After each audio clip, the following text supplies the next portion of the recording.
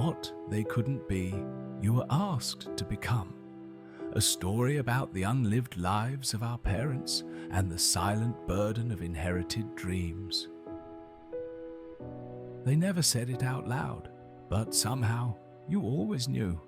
You were born to finish a story that didn't start with you, and somewhere along the way you mistook that burden for love.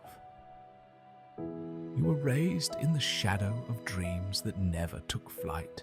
Your mother's music, your father's quiet yearning, the businesses that failed, the art that was shelved, the lives they might have lived if life had been kinder or fear had been smaller.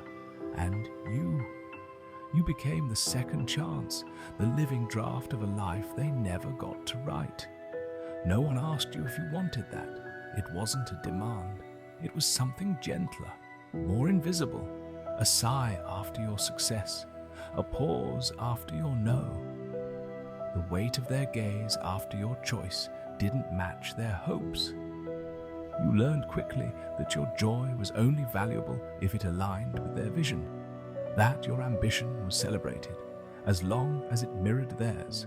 So you adjusted, you smiled, you achieved, you disappeared, and in doing so, you became someone, but not yourself, because the most dangerous prison is the one built out of praise, out of "we're so proud of you," out of "you're everything we hoped you'd be."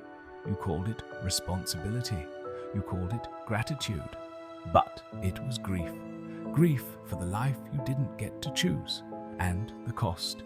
It wasn't loud, it was subtle, a quiet ache, a career that fits but doesn't feel right, a life that looks good in photos but empties you in silence, a voice inside that whispers, "Is this mine?" But then, maybe one day, you sit still long enough to hear something else, a quieter voice, not your parents', not society, yours. It says, you don't have to carry what wasn't yours to begin with. That's where it begins. The shedding, the terrifying, sacred rebellion, not against them, but against the version of you that was never truly you. It is hard to love your parents and still choose a different path, to hold compassion in one hand and self-truth in the other. But healing isn't always a gentle thing. Sometimes it's a sharp break from the narrative, a choice to live, not just perform. And maybe, just maybe, in choosing yourself, you give them something they never had, permission to grieve, to forgive, to finally let go of who they thought they had to be. And if not them, then at least you. You get to be free.